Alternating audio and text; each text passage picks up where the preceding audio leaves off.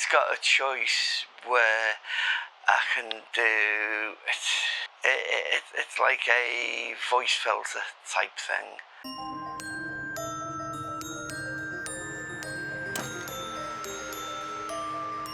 Hello you lovely people of the internet, and welcome to another day of me being seriously messed up. And today's seriously messed up, being a Friday, means that it's a day that all kinds of weird things can happen. It was not a day where anything weird happened though, but it could have been. Instead, what happened, went out early, I met up with my girlfriend, and we sat and drank coffee, and we shared the same brain cell for a couple of hours, which is pretty much how it goes. Then I potted home, and I was in the kitchen.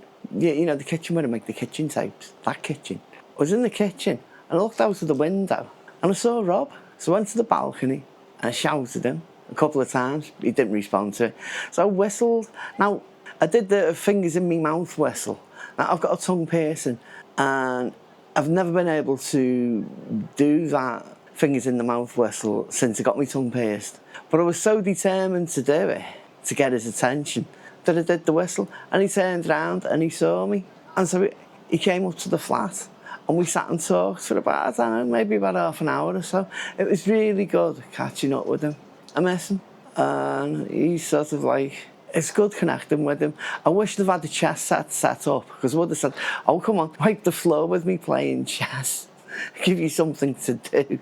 Because he's a really good chess player. So after that, I sat at my computer and I was thinking, what can I find? What bit of information can I find that is really, really interesting? I know. I really struggle to find something interesting, as opposed to something I already know that's interesting. Because I live a boring life, don't I? And I think that everything I know is boring. And now I know that can't be the case, but that's my judgment of myself, that I'm boring. And that's a motorbike, and we all love motorbikes in this one, don't we?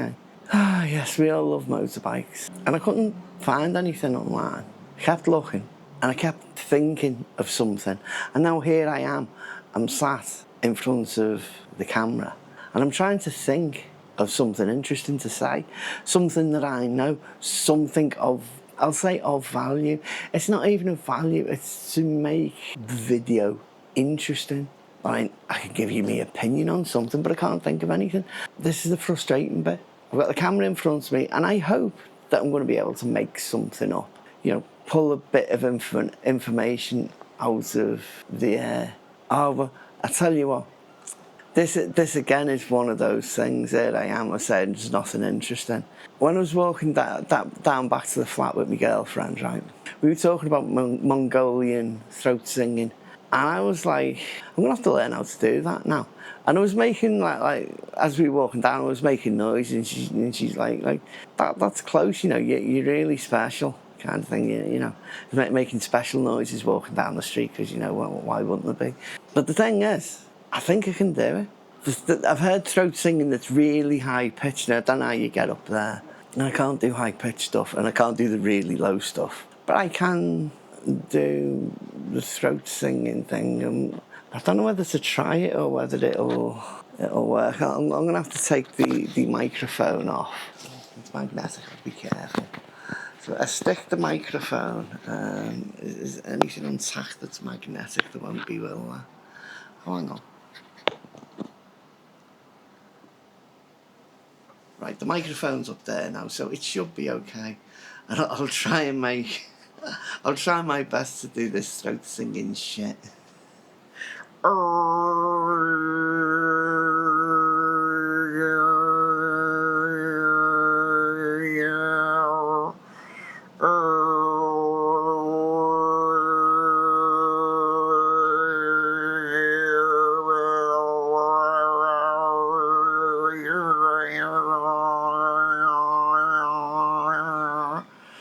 Fucking hell, I think that was it.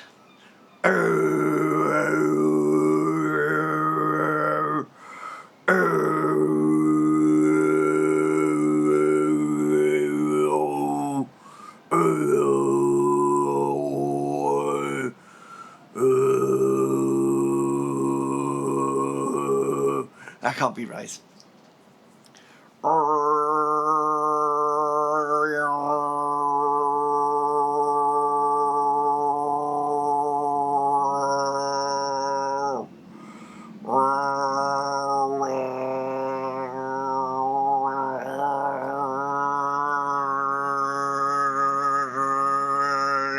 there's enough of that sort of thing. I'll regret it. It's almost certain, isn't it? You know, I've got to live with this, you know. There's Hazel pulling faces, making strange noises. Don't even know if it'll work. I'm going to have to turn, right, on my computer doing the video editing, like a noise filter, like so it filters out anything that isn't voice. So there's a little slider thing, so you turn this thing on, a little slider thing, and it affects how much background noise is filtered out. It's really quite good. The microphone's got a built-in noise filter that blocks most things from the immediate environment. If it's something very loud, like in a busy room, like when I've tried recording stuff at Coffee Number One, it can't filter that out. But the thing in the software can do, but the editing then is really difficult. That's why I don't do those things anymore, because it's too loud. And it requires too much time editing. And that's the only thing that stops me doing it. It's the amount of time that it would take to edit it. So I've got no idea how this alleged Mongolian throat singing, which it sounded better before when I was doing it. But that's because I didn't have the camera in my face. And do I mind if I look and sound like a complete idiot? No, is the honest answer to that one. I'm largely because I do plenty of idiotic things in real life. The weird you see me doing weird shit. The people who know me know what I'm like. I sing in the streets if I want to. I don't do it very often because I don't really like, you know, what's the word? Intrude in people's personal space, and that includes being really loud. But sometimes I do dress intentionally obvious, because I have this thing, I'm fat, right, and I have this thing that if people are going to look at me, which they will do because I'm fat, and that's not making any kind of judgments on how they're judging me, they're just going to look at me because I'm fat, so I may as well give them something to look at. You used to wear a top hat, which you've seen. I have quite what people would say are quite brave choices in hairstyle. This is another really brave choice in a hairstyle, because again, I think I've shared about this before, but I live a boring life. I can repeat myself, I think. Is when I first shaved my head, the other however many weeks ago it was now, a couple of months ago, I was really worried that I would see my old self there, what I used to, I refer to as the bearded oik, but I didn't, because the estrogen over the last 10 years has had a really profound effect on the shape of my face, on how I look in general. Some people see me straight away as female, that all the things about me say female, and some people don't. And I always find it interesting is the people who don't are regularly, more often than not, a man. And that, to me, is interesting, but because it kind of flies in the face of the gender critical people who say, oh, we can always tell. The gender critical women say, oh, we can always tell. It's like, you can't. And in my everyday life, walking through town, I very often see people around a similar age to me, maybe a bit younger, maybe a bit older, and I'm like, you know what? It's like, I can't tell. Because really, this is like when people say the whole gender thing. But it is the social construct, but it ties in with the way that sex and gender are on a spectrum, and the spectrum kind of, like most things, these spectrums are on some sort of a bell curve, because everything more or less seems to be on a bell curve on average. I mean, that's a joke of some sort, apparently. But most things do seem to be on a bell curve, so there must be points on the bell curve where you get the crossovers, where the intersection of looks female, presents female, and that's quite a broad section of both bell curves. But it's when you get to the things on the outside where you get the androgynous look. The androgynous look it's something that's been around for a very long time, and everyone's quite happy with it. Generally, people are happy with it, and there's all these crossovers of things, and ultimately it doesn't matter. Why it matters so much, I do not understand. People should be able to dress as they want, express themselves as they want. Again, it's like, oh no, this is the whole politics of being trans, which I don't want to go down this one now. This is not the time for it. It's something I might talk about again at some other point, but I'm not going to talk about it now because this will go on for forever. I could just talk and talk and talk about this stuff, and I'll have to make sure I've got my facts right before I say anything, just simply because I don't want to misrepresent trans people or cis people. I don't want to get it. I don't want to get the things too messed up that everybody gets upset about it, because that's not what this is about. But anyway, so to me, it's like that. It shouldn't matter. It really shouldn't matter.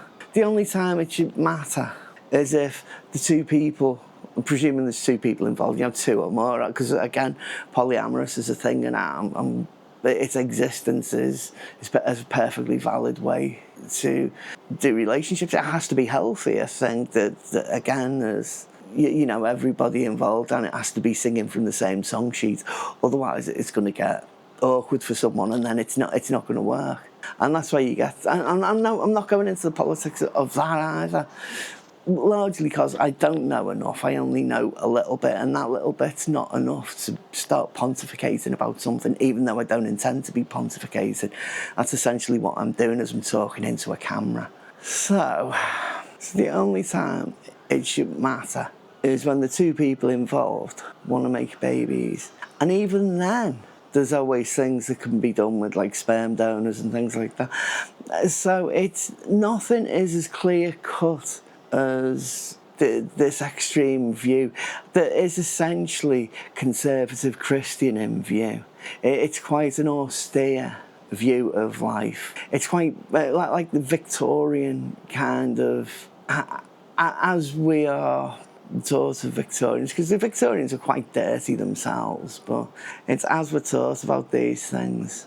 So I think like not all of this stuff, these things don't matter, and they're being made. It is like all life, all human life.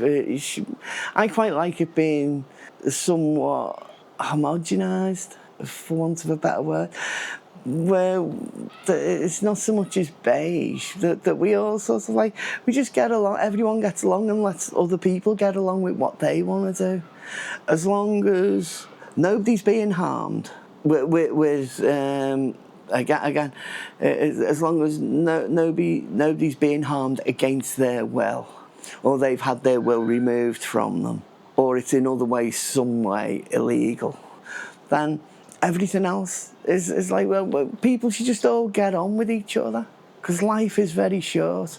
It is so very short. You think about it, a human being lives, maybe 80, 90 years on a good sort of, and like the first 10 years, is growing up, and the last maybe 20 or 30 years is like depending on your lifestyle and a lot of things, is like a slow decline, and eventually, but at some point your body starts giving out and something stops working, and the homeostasis of everything trying to keep you alive, eventually it breaks and your body stops doing what it's supposed to do, and death becomes like an inevitability, because nobody gets out of this alive. But that life is very short, and we should spend more time enjoying life, enjoying being alive, not being work slaves or wage slaves. I'm going off onto some utopian dream now, and I think we'll leave it there with this beautiful world that I've created in my head. Love yous. Bye.